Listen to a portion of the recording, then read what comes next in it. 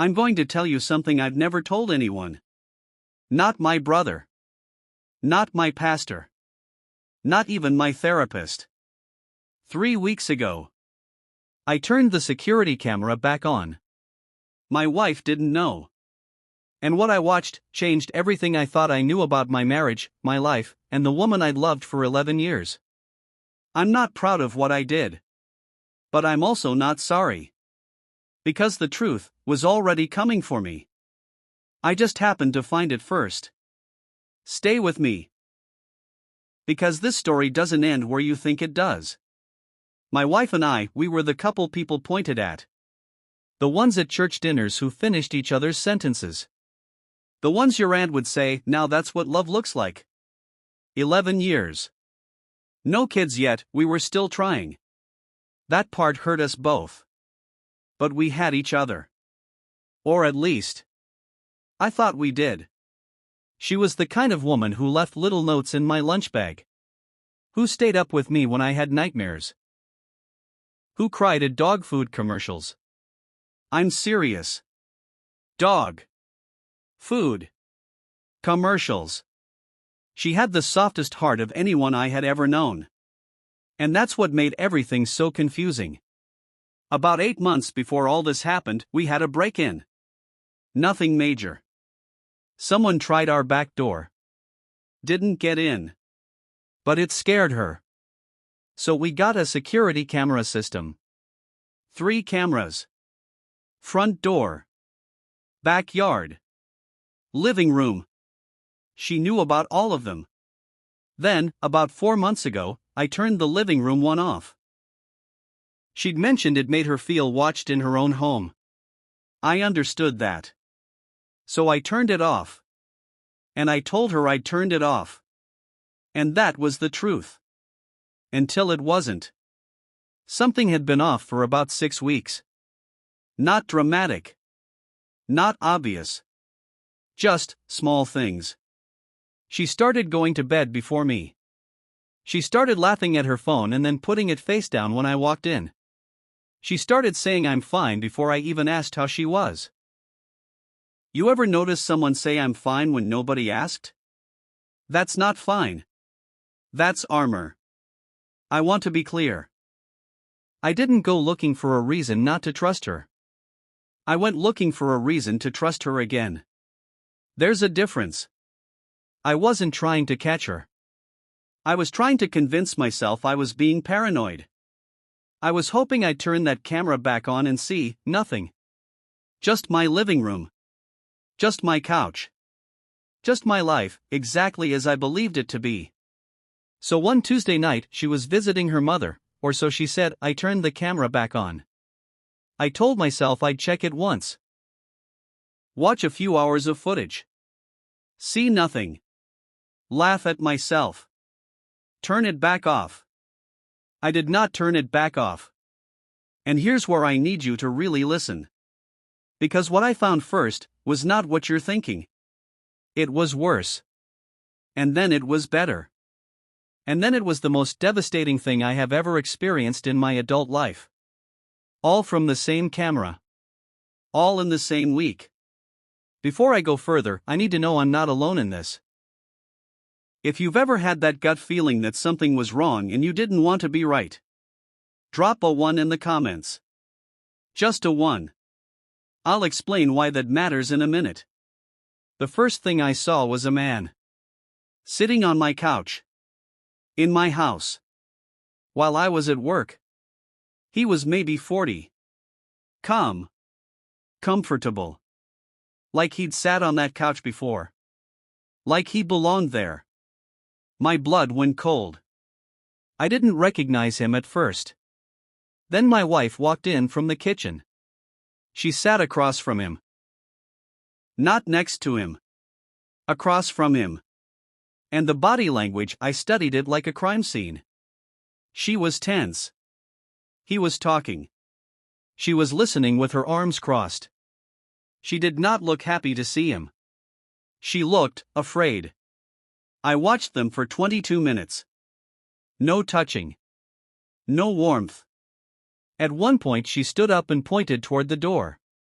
He didn't move. He leaned forward and said something I couldn't hear, no audio on that camera, and she sat back down.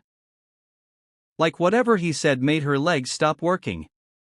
I watched my wife, the strongest woman I know, sit back down on that couch like a child who'd just been told something terrifying. Then he left. And she sat alone in that living room for 11 minutes. And then she put her face in her hands. Asterisk. I called her immediately. She answered on the second ring. Cheerful voice. Told me she was at the grocery store. I could hear what I thought were store sounds in the background. She asked me what I wanted for dinner. I said, whatever you want, babe. I was sitting in my car in a parking lot. Shaking. I didn't sleep that night. I went through every photo I could find. Every family gathering. Every birthday. I couldn't place him. The next morning I went back to the footage. And I found something I'd missed. When he stood up to leave, he put something on the coffee table. Small. White. Folded. My wife picked it up the moment he walked out. Read it. And burned it in the kitchen sink. She burned a note. In my kitchen sink. Asterisk. Okay. Now I'm past paranoid. Now I'm in a different territory. I started paying attention to everything. Her car mileage. Her schedule. Her phone bill, which I was legally on as the account holder. I found 3 calls to the same number. All under 4 minutes. All made while I was at work. I didn't call the number. Not yet. Instead, I waited. Asterisk. I need to ask you something directly. If this was you, do you confront immediately, or do you wait and watch? Comment confront or wait. Because I made a choice, and I still don't know if it was the right one. Like this video if you're still with me. I promise you, we're almost at the part that broke me open. 4 days later. I'm checking the camera footage from early that morning. My wife is on the couch. She doesn't know I'm watching. She's on the phone. And she is crying. Not soft crying. The kind that shakes your whole body. The kind you only do when you think you're completely alone.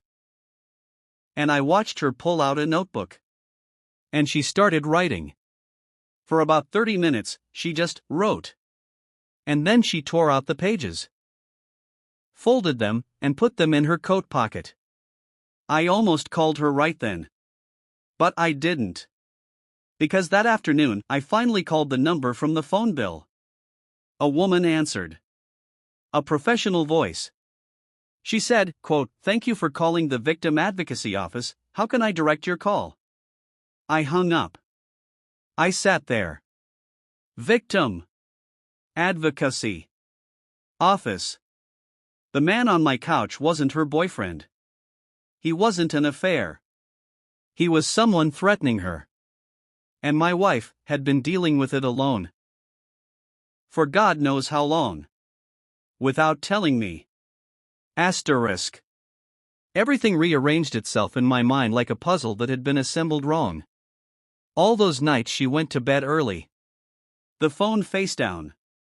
The I'm fine before I even asked. She wasn't hiding something from me. She was protecting me from something. There is a difference.